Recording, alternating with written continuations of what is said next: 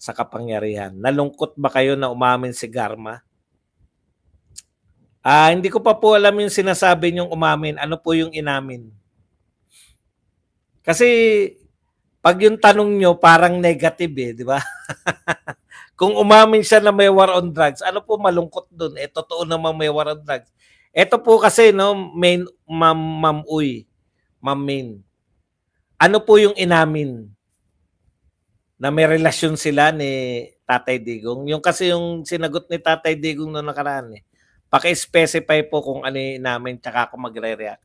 Kasi kung inamin lang nila na may war on drugs, wala naman pong tumatanggi na may war on drugs Minamasama lang po ng mga congressman yung war on drugs.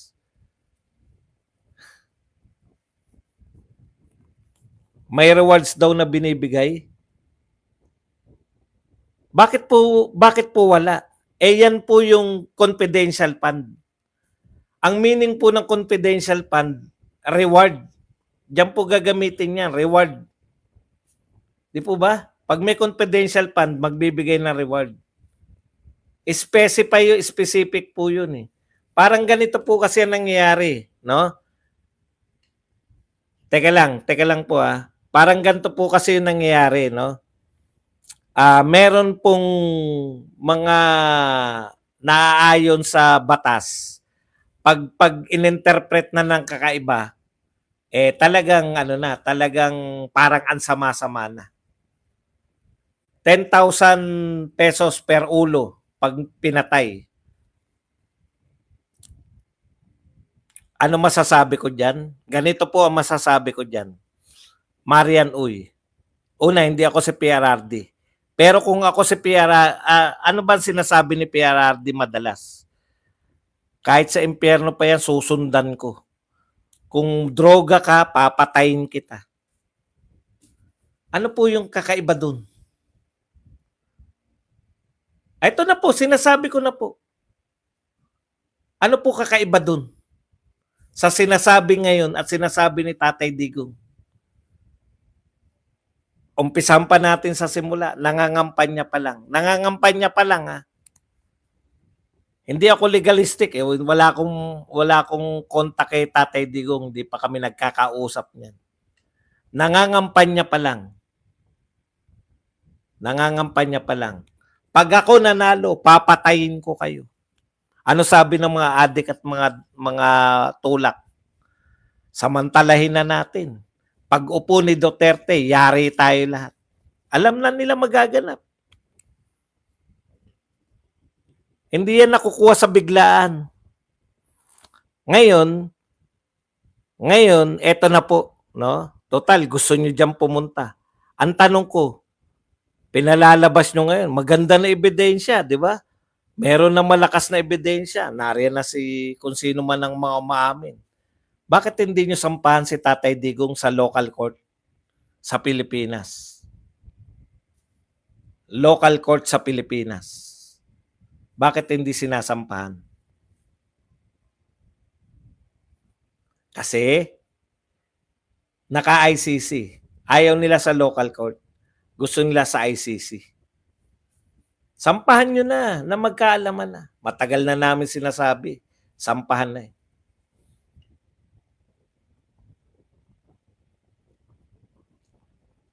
kasasabi ko lang, no? Huwag kayong magtatanong. Tapos pag sumagot ako, ayaw nyong tanggapin. Labas na lang agad.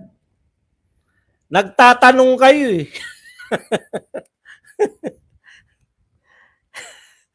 pag Huwag kayong magagalit. Pag yung sagot ko hindi hindi ayaw nyong marinig.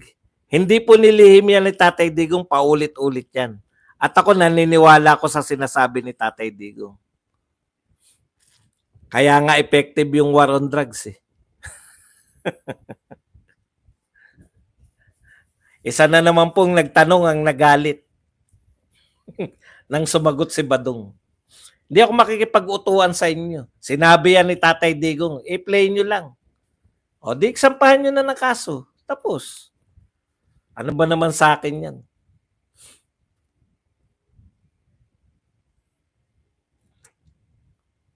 Kung may ginawa silang kasalanan, pangangatawanan ni Tatay Digong yan. Gusto niya nga, sabi niya naman nun, di ba? Sinabi niya yun eh.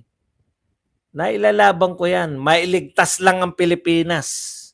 Kahit sarili niya na. Meron pa yata sinabi si Tatay Digong na willing naman siyang pagdusahan yung kanyang ginawa na pagpapakabayani. Ang termino niya riyan, pagiging kriminal. Pero sa amin, pagpapakabayani yan.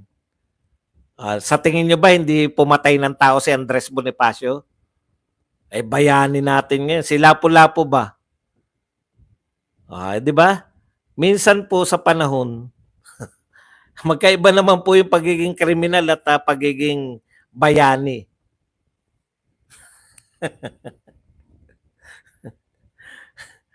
Galit na naman kayo. Kasi sumagot ako. Ipinagpauna ko na, magtanong kayo pero huwag kayong magalit pag sumagot ako. Ano po ba ang nagbayad ng bilyon-bilyon ng mga oligarko kasama mga Marcos Romualdez Araneta at iba pa? Soriano Tan. Ayaw nila na mahukuman dito. Sabi ko nga, willing naman eh. Sabi naman ni Tatay Digong, willing siyang humarap dito sa korte sa Pilipinas. Kaso ayaw siyang idemanda dito sa Pilipinas eh.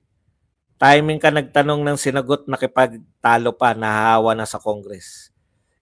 Kung ayaw nyo po nung sagot ko, labas na lang kasi ganun po dito eh. Magtanong ka, sasagot. Tinanong mo, pananaw ko, sinagot naman kita. Pinangako yan, campaign promise. Papatayin ko, sabi ni Tatay Digong. Nung naupo siya, namatay nga sila. Nagpalakpakan ng mga tao. Kung hindi ka pumapalakpak, ano magagawa natin?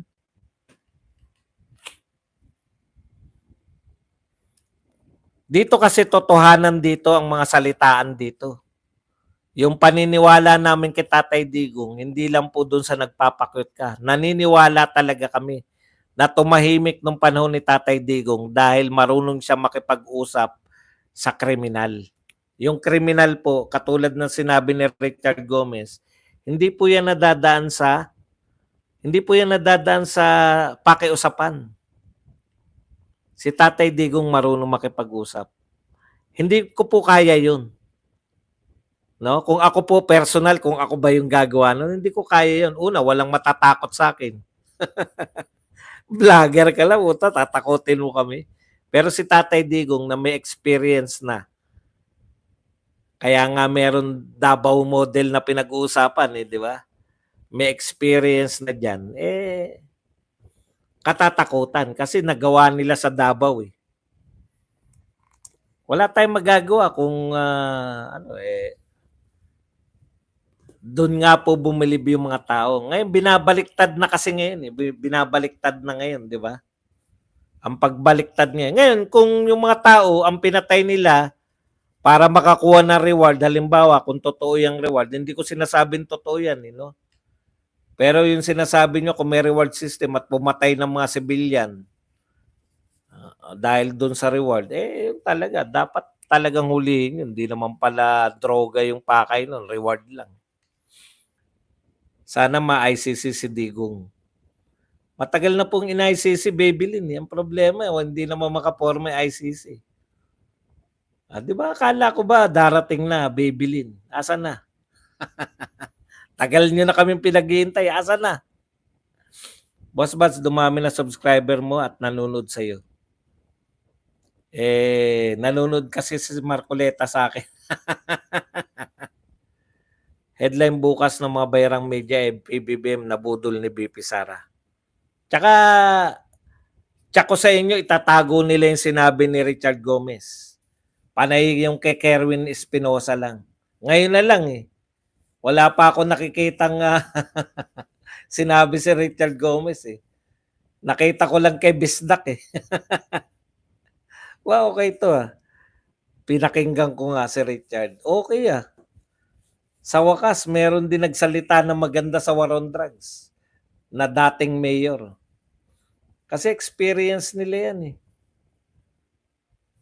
Yun lang naman po yun eh. Wala naman akong problema sa mga vlogger. Eh, dinala nyo po rito yung sinabi nila, tapos nung sumagot ako, ayaw nyo tanggapin. Hindi naman yung nagtanong, buti pa nga yung nagtanong, tinanggap niya na eh. Binago niya na yung tanong niya eh. Katulad niya, si Main Uy na naman, nagtanong na naman, ayaw naman tumanggap. Ako tinatanong niya, ano masasabi ko ha? Gusto niya yung masasabi ko, dapat ayon sa kanya. Pwede ba yun? Nakakainis ka kasi badong magsabi. Kakainis ka kasi badong. Ano po yung nakakainis? Halimbawa. Makakainis po talaga pag nagsasabi ng totoo ang tao. Ayan, marami pang manonood sa Wadcom.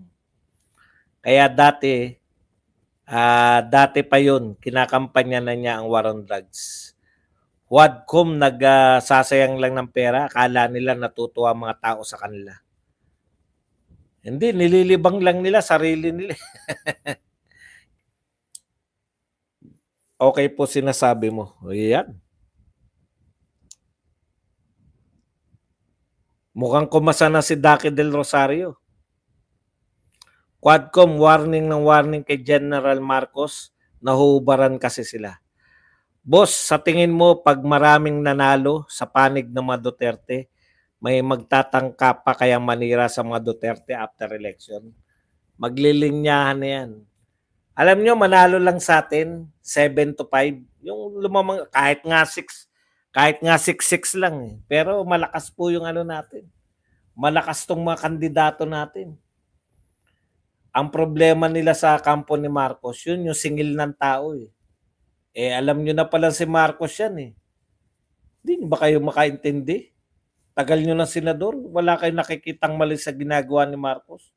Kung may nakikita kayo mali, bakit tumakbo pa rin kayo? Di ba? Ganun yan tanong ng mga tao.